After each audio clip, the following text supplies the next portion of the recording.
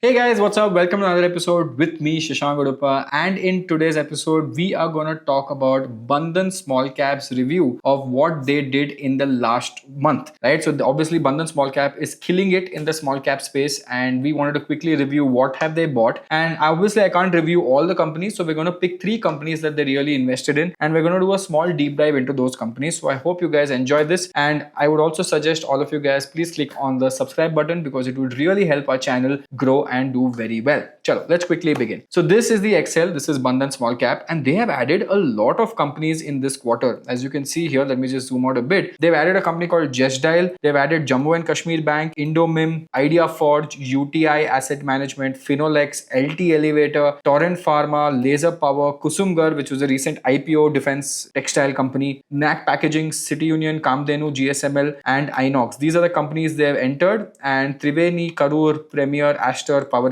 These are the companies that they have basically exited, right? So very interesting because as you know, they have been really killing it in the market. But please also understand past performance does not mean future performance is great. But yeah, kudos to them for doing a good job here, right? So they've actually done 15 fresh buys, 9 exits, and they have basically 83 increased holdings and 39 decreased holdings, and they totally have 269 holdings. Even after having 269 holdings, they've actually beat the index, which is very interesting. As you can see here, they've beat the index over a long period of time, which is interesting. Now I want to look at three companies: Just Dial, J&K, and IdeaForge. So let's quickly go into those three companies and try to do a deep dive and try to understand what is happening in this company, right? Now the first company is J&K Bank, which is Jammu and Kashmir Bank, and in this we also saw some superstar investors also investing in Jammu and Kashmir Bank, right? Now basically in the past, Jammu and Kashmir Bank was not doing well. They had a lot of scams, loans, bad loans, all of that, right? And in India mostly this happens. A lender will grow and then the loans are bad and then they will suffer over a period of time. But last 2 years they have basically done a cleanup story. As you can see, they have started reducing their bad loans. The loan growth became faster than the system. If I can give more loans faster than the system and I can give it at a good rate, then it becomes attractive. And J&K Bank was also very attractive from a price to book ratio, and that is where the game started coming in. So if you look at their net interest income went up by 2%, operating profit went up by 5%, total business went up by 20%, and their gross advances, the loans that they gave, went up by 25%, which is quite aggressive, right? And if you look at their NIMs, NPAs are basically improving. That is why it became better. And then we checked why this was happening. So we went into the con call and understood that they said that they're letting the NIM go down. Now what is NIM? Please understand. NIM is net interest margin. If a bank gets fixed deposit or let's say any deposits at let's say 6% that they have to give the customer, and they can go and lend it for let's say 10%, the 4% is called net interest margin, right? So now what they're saying is we are going to be competitive with our lending rates. So most likely they're reducing their NIMs, means the margin, that spread they're reducing, so that they can start giving loans at cheaper rate so that they can beat the market, and that is what they're doing. So they're saying NIM slip to 3.28 to keep lending to well-rated best of India corporates at competitive rates. So they're basically taking less money for themselves, but they're pushing more and more loans so that they can keep that NIM at a lower rate, right? So that is basically what is happening. And the home market engine, retail growth in J&K doubled year on year, and the bank is renewing its CASA push to defend margins, which is again very interesting. And if you look at J&K Bank overall, they have started doing really well, and government ownership is the swing factor because majority state stake gives franchise stability, and that is why it is doing well. If I go and check it on screener, let's do a quick screener analysis. The company is at 17,000 crore market cap, and if you see the price to book, it's available at one price to book. One price to book, by the way, is extremely cheap. Okay, and I'm sure it was below one. As you can see, it has gone up by 51% in the last 1 year, and that time it was 0.5 or something, 0.7 price to book. And if you see, it has gone up quite aggressively in the last 1 year.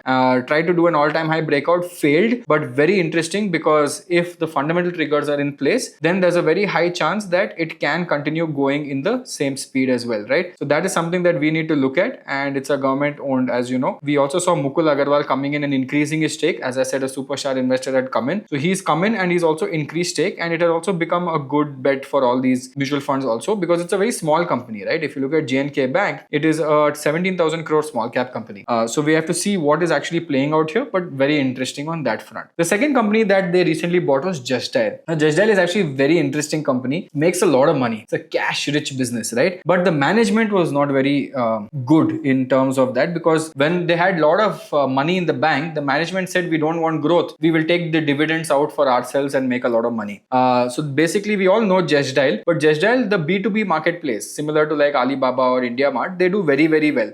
So the problem that was happening, the long run debate was a big cash pile, and they had a good business, but they didn't want to step on the gas for growth. And then what happened? Their CEO recently quit, and the market actually celebrated that he quit. So it's very funny, right? And if you see, the growth is pretty flat. It's 9.9%. Collections are going up. So it's not very, very crazy growth, but I'll show you where the game is actually coming in, right? So one, they have started going into AI, voice calling of AI, WhatsApp support, WhatsApp sales, that is coming in. B2B is a very good growth driver for them, like any other company. Cash, but no plans yet, because I told you the previous one wanted a very heavy dividend policy. They didn't want to do buybacks and all, which created a lot of overhang. And this VSS money basically stepped down, and the market literally celebrated that he stepped down, and Dinkar took over as CEO, and he's a Flipkart executive, so he knows exactly what to do. So this is going to be very interesting. And as you can see here, the stock actually hit upper circuit because the promoter of, the CEO of the company left, which is hilarious. But if you look at the company, it's a 5,800 crore company, 11 PE ratio, right? 1 year down is still minus 16%. But the fun part here I will show you. Okay, as you can see, once the CEO quit, it actually turned around.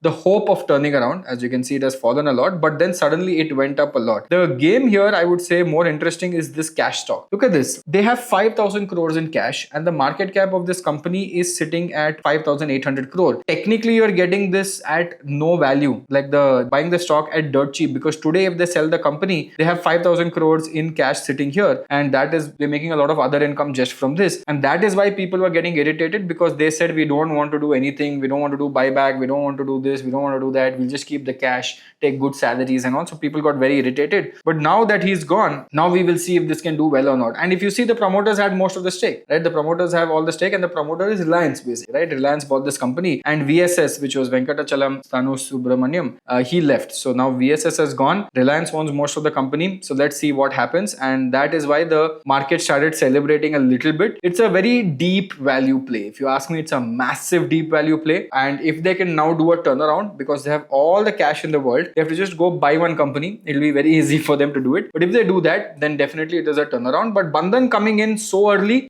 is shocking. Usually they come in momentum stocks. So might as well see something might be happening under the hood that we don't know. The third company was IdeaForge. Again, IdeaForge is a company in the defense space, mainly in the aerial surveillance, reconnaissance, armed forces, paramilitary. So they are there. And FY26 was basically a turnaround year for IdeaForge, right? The Q4 call management set out, they said they want to go beyond surveillance. They want to start getting into combat drones. And we saw all the war situations all around the world where drones became one of the biggest things, right? So that is why they started doing really well. And if you see the numbers started flying. Their EBITDA became positive. Their loss became less. And usually defense companies grow very fast. They're very profitable, and they don't have any loss on their portfolio. Like they don't have any debt on their portfolio. So if you look at them, order book converted to profit. So 40% of its open order book they actually executed, which is a very big feat, honestly. And that is electronic warfare is now deployed. They've gone beyond the demo stage. The combat drone pivot is also coming in, and they are slowly going into deeper stuff, right? And they're also growing very fast, and they're also going to US. So for example, first US order from Lamar Police Department in Texas for school safety. So these are all like very big cycles that might be coming in. Again, we don't know. We'll have to check. And the management is guiding for 50-55% growth rate, right? Now let's go here. IdeaForge obviously is like a very small company. Again, a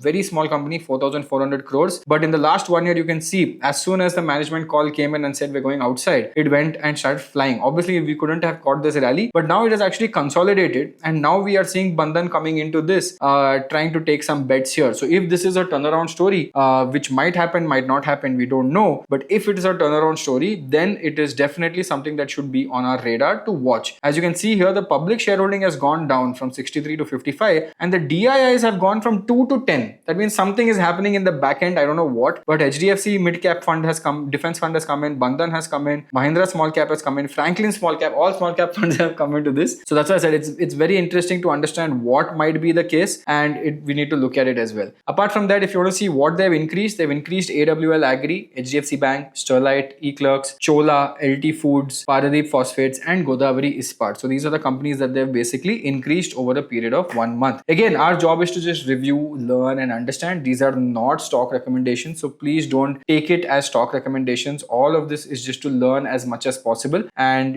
try to understand what is going on with the companies. And maybe you are invested in these mutual funds, so you should know what they're buying. That is the whole goal of this. But again, I hope you guys enjoyed this video, and if you did, please click on the subscribe button, because we try as much as possible to give you good content on this channel. Again, thank you guys. Take care. See you. Bye bye.